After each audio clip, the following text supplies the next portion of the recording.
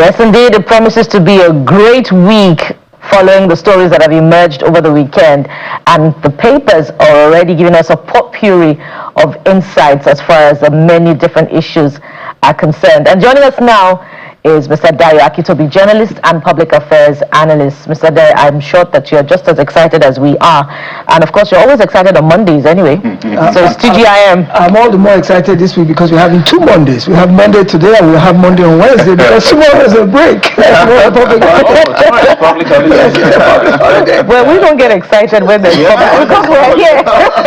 Well, for me the thing is tomorrow everything shuts down, no revenue generation. So then when we start up on Wednesday again, I start earning money. So it's 2 Mondays for me this week. I'm pleased. I'm elated. Okay. The way you talk about this revenue, we need to tax you. The LRS. Don't let Mr. Adede to come after me. He's going to be busy campaigning. He's distracted by the campaign. And that's the reason why we're saying it should not be on that list. Maybe we should put it there. Okay, let me speak for myself. It should not be on that list. There's a lot of revenue challenge we have as a country. Putting him as a fundraising committee, whatever it is, take the guy out of that list. There's a lot of governance issue. Even the president wants to be busy with his own campaign as well as chairman. We can understand that he's looking for re-election. But the gentleman has work to do. We need money. But a little bit more. And why will he be raising record numbers? No, we have all of those concerns. Where will he be raising the monies for the campaign from? So why do you have an NIS boss? The person in charge of the money of the country.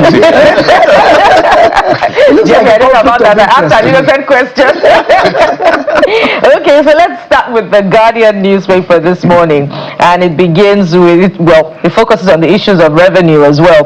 14 years after Oronsaye report, bloated agencies cost Nigeria 1 trillion naira in 2026. Take us down memory lane, Mr. Akitobi. I'm sure you remember when the administration came up with the information that they were going to begin implementation of the Oronsaye report, and certain agencies were going to have to, go, but those agencies remain. Yeah, let's first go back 2 years down the line. Let's go back in time and remind viewers what the Oronsaye report is to begin with. It was a report commissioned about 14 years ago in terms of trying to see how to streamline government in a way that will reduce its size, reduce its overhead, make it more efficient, make it smaller, make it more nimble. And the report has been gathering dust for years. Administration after administration kept saying, okay, it is a good plan. Nobody has ever criticized it as not being beneficial to the country, but the political will to implement it from one administration to the next is just gathered dust on the shelves. So when the Tinubu administration came in, they promised to take a look at it. The president actually promised to implement it. He set up a committee to look at how to implement it, and he gave them a timeline within which to come back with a report about how to implement the Oronsaye report. Well, here we are 3 years later, and as opposed to what the Oronsaye report recommends, this administration has actually done the opposite. As opposed to merging MDAs, scrapping some, consolidating some, taking the functions of some and putting into others, what has actually happened is more ministries have been created, more departments and more agencies, thereby bloating government even more and creating greater government expenditure. Look, for example, I'll give you an example. Look at N1trn. It's a new agency. It's a new department. It's very well needed. It's doing a good function.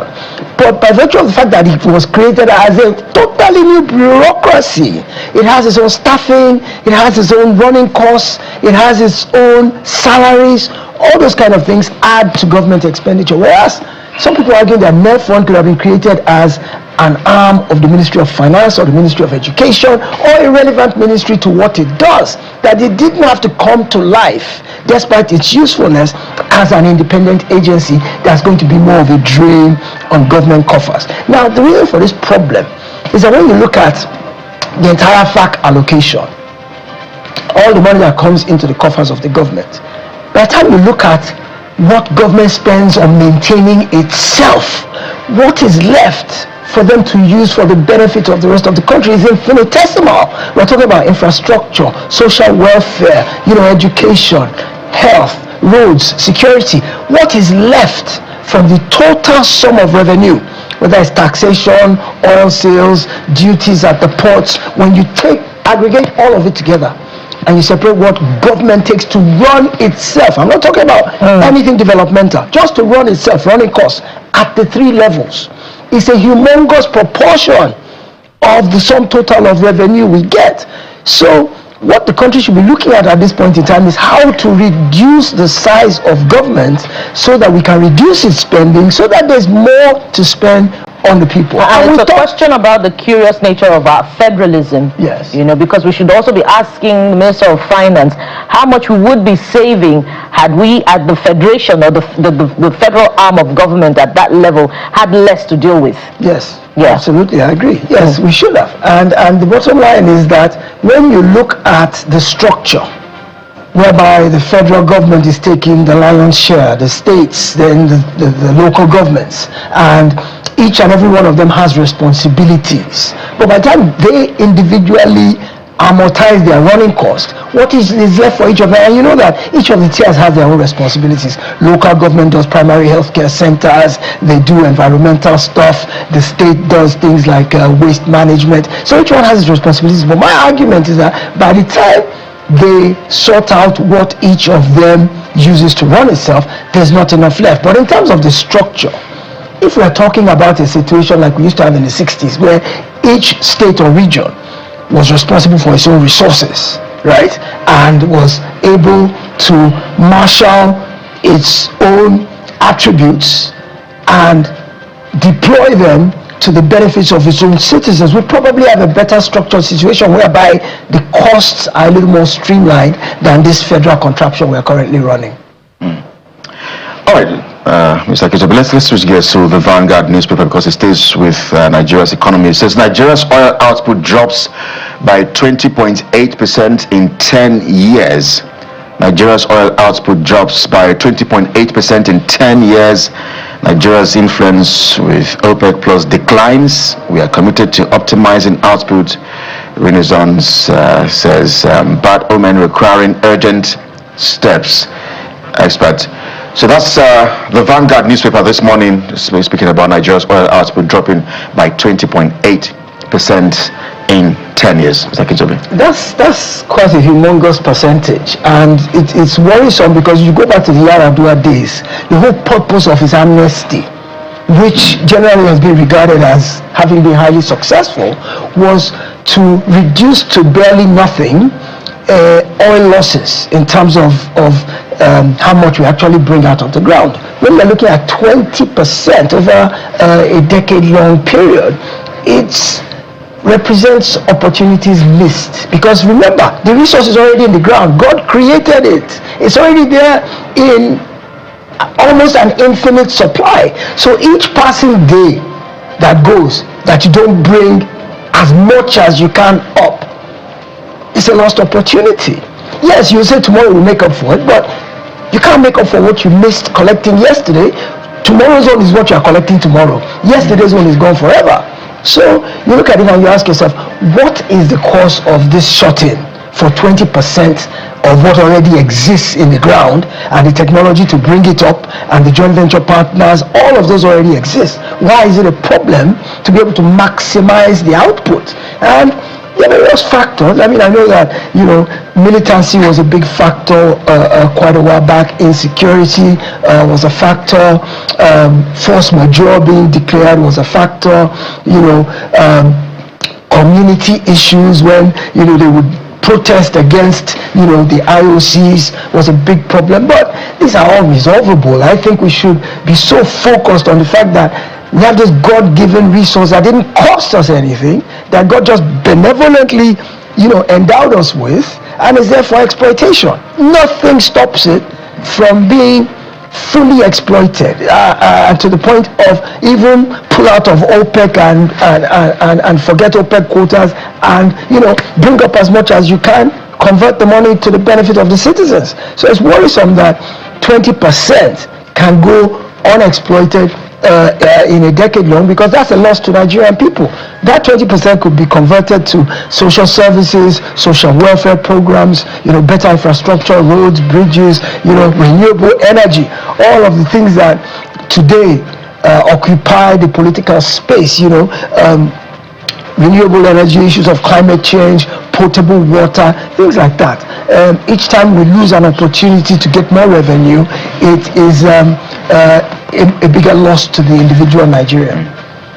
Let's go to this Nigeria newspaper, This Nigeria. You know, it's akin to be one of the things we do with our budgeting system is overestimation. Overestimation. But this Nigeria, maybe we'll go away from that and go to Nigerian Tribune. Okay. Presidential Campaign Council, ADC leaders in battle of wits. Page 22, read on that as well. And the page, I think there's a page, yeah, I've seen it. Just beneath that picture, you see Tinubu will earn a fresh mandate in 2027. That's a DG of the campaign council declares. That's Abdulaziz Yari. What did you expect him to say? Even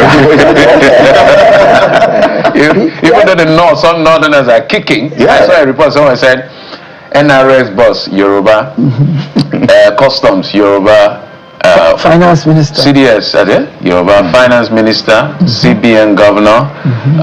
There's another position again. EFCC. IGP, DSS. So now when it comes to your campaign, now brought in the Northern politics.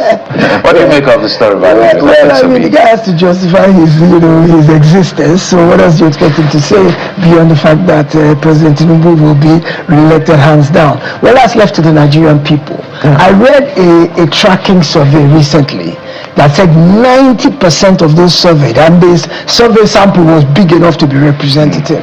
They said 90% of Nigerians surveyed believe the country is heading in the wrong direction in terms of the economy and insecurity.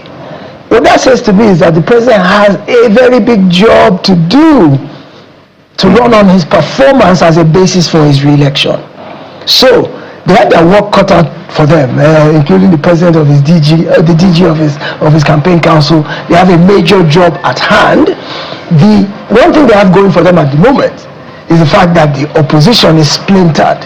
So that in and of itself stands them in good stead. But as we saw in Osun State, it's the will of the people that will prevail eventually. So if enough people, if that 90% figure is accurate, that's a major indictment. If it is accurate, if 90% of the people really believe that the country is heading in the wrong direction, then they have an uphill task to turn around that perception. And it is there, perception is reality. Let me remind you about the words of the president. All is fair in politics. The words of the FCC minister. I don't think we're going to use the federal might. I don't think we should be using that statement. That was not a good statement from the president. I don't think he should ever repeat what he said. Some would argue that it's set the stage for what we saw in the Osun election. We're not even asking him to retract it. The president should never have said that. If you know what that means in the context of what it means and what it meant when it was said that all is fair in war, you cannot use it, all is fair in politics. Out of respect for the president, I'm not going to say it as it is in my head, but it's a statement that should not be made. And we hope we don't hear it anymore in our political orientation. Let him just respond to that, because I mean, for me, those words, the issue of federal might, you know, well, Wike is not on this list, by the way. No, he says he's not going to be there. Wike doesn't like losing. he doesn't want to lose any state. He's focused on his rivers and Abuja. Yeah, I think the campaign council has work cut out for them, like I said. The president's statement has basically thrown down the gauntlet. I said, hey, game on. Let's go for it, you know. And so it's going to be a competitive contest without a doubt. The president, the administration has got its record to run on, just like every incumbent does. So you sink or swim. You can't have run a bad race and then start promising that, sorry, I didn't do well in the first 4 years, so trust me to do well for you in the next 4 years. So incumbents are in a tricky position based on their performance. So it's an issue of how do Nigerians perceive what the current administration has done in the last 3 years, 3.5 years before they go to the election? Well, I would say the jury is out at the end of the day. Politics will play a major role in how this plays out, because there are situations where you see unpopular, unpopular policies, unpopular administrations, unwelcome policies, and they still managed to win. So it's not about performance alone. Sometimes it's about marketing. It's about the ability to sell yourself.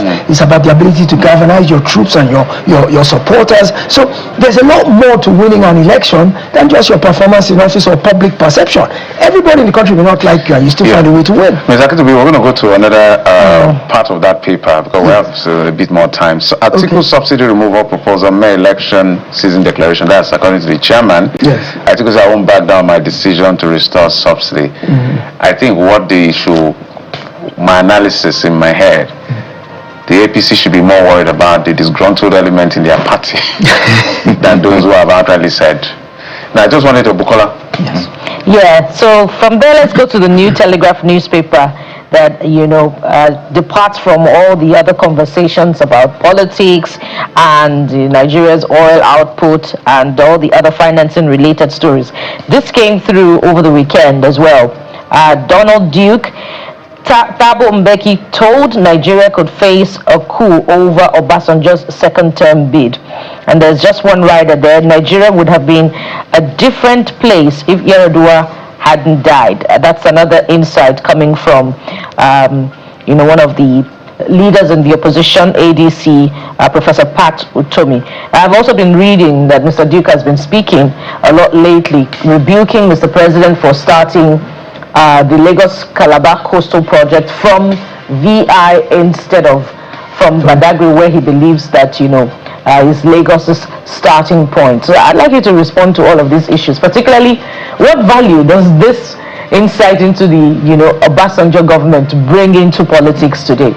Well, that's, I haven't read the story, but thinking about what he's trying to say and having listened to Donald Duke quite a bit recently, he's trying to stand himself out as a different character when it comes to all those who are presenting themselves for office. And his trip down memory lane, for example, when he says things like, if Yar'Adua had lived, Nigeria would have been a different country. That's crazy, by the way, Prof. Utomi. I also look at people who say that if Muritala had lived, Nigeria would have been a different country. So there's a lot of ifs, but if wishes were horses, That's right. Exactly. So the issue is, for me, I think President Obasanjo had issues with trying to win a second term. I don't know if they had some internal agreement between them that he would only run one term and he would allow somebody else to do the second term. I don't know, but I do remember hearing stories about how difficult it was for him to get the ticket for the second term, to the point that there were some derogatory allegations that he actually prostrated to his deputy to back down and allow him to go for a second term. In terms of Thabo Mbeki talking about a coup, I have no knowledge about that whatsoever, and I really can't comment on it because I do know that he had a tough time getting his second term. Now, in terms of Donald Duke, he's first of all been a governor for 8 years. He's been out of the political space for some time, but it's not his first run at the presidency. I think he's done it once or twice in the past, and he's always tried to position himself as an intellectual, which I'm aware. I think he's a lawyer. He went to Ahmadu Bello University. He's got a good solid pedigree, so he's always tried to put himself higher and above politics and speak more intellectually about the issues of the day than about the personalities. So if he's here talking about things like the coastal road, I remember the coastal road is going to Calabar, which was the capital of the state he governed. So he's got a vested interest. It's the capital of the state where he's coming from. He's not out and out saying the coastal road is a misnomer and shouldn't have been done, but he's just saying the way it was done. And then he complains about the way it was done, Kelly, including the fact about environmental impact assessment, about competitive bidding for the contract, about the compensation that was paid to all the communities that were destroyed. So there's a big issue with that coastal road, and I really pray that since so much has been thrown at it already, that it does come to fruition eventually. Thank you so much, Mr. Akintobi. We need that road. He keeps saying, pardon me, Kelly, that if he had begun from Badagry, that there would have been no need for any sand filling. But I'm wondering that if it began from Badagry, wouldn't it still pass through Victoria Island and there would be sand filling? Perhaps, the engineers should talk to us about that one, and such that we'll know whether we wouldn't have wasted the trillions of naira that has gone already into sand filling and then the project itself. Right. It's not a waste. That road will come to pass. Kelly, you have an interest. I do. All right, but let's just touch on the Abuja inquiry before we leave. Benue professionals tell FG no ranching. That's the Abuja inquiry. Benue professionals tell FG no ranching. Wants 3 million IDPs back to ancestral homes. Bandits kidnap Kwara monarch's wife. Demand 20 million naira to free woman. Briefly, please.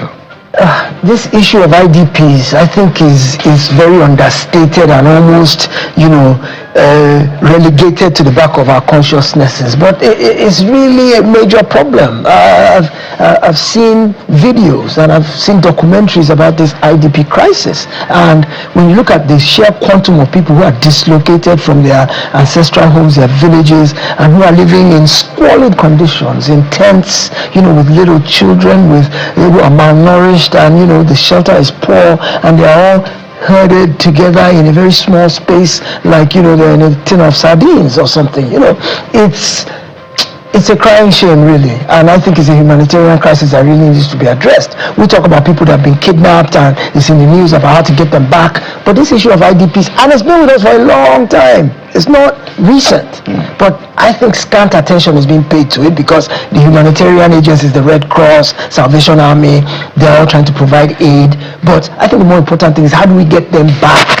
How do we resolve the insecurity issues and the other issues that drove them from their settlements, from their normal way of daily life? I'm trying to imagine myself dislocated and uprooted and completely everything just completely scattered to where I find myself somewhere where I'm not familiar with. I'm in uncertain conditions. I don't know what tomorrow holds. It's a really disruptive way to one's daily existence. And my heart goes out to all those people. And I wish governments would pay more attention to this. We don't talk enough about the IDPs. It's really a crisis. Now, in terms of this no ranching, look, when it comes to the issue of livestock, ranching is the way it's done globally, whereby to avoid all these farmer-herder clashes and things, they generally have places where they corral them, and there's enough for them to feed on, there's enough water, there's all that, but they don't have the freedom. I mean, the ranches generally are hundreds of thousands of acres anyway, so they have plenty of space to roam. I think in Nigeria the issue is ownership of the ranches, the financing. Do you give it to them free? Are they supposed to invest and buy the land? Do they rent the land? I think that's where the disgruntlement came about, was the fact that one set of people felt like the state should allocate the land to them free. And other people said, but they're running a business like I'm running a business. Government doesn't give me a subvention for doing my business. Why should you give them land for free?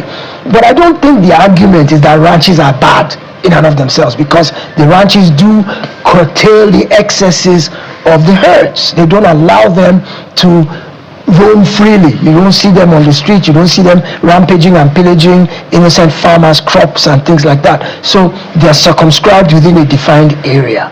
So in and of itself, I don't think that's bad. I think in most modern agribusiness, ranching is the way it is done.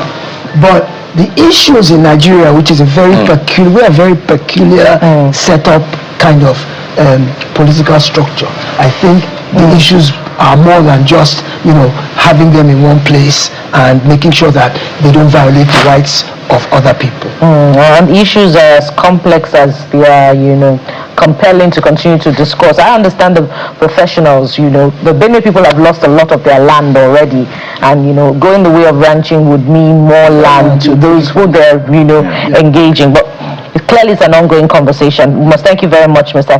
Dayo Akitobi, journalist and public affairs analyst, for coming on the show. TGIM.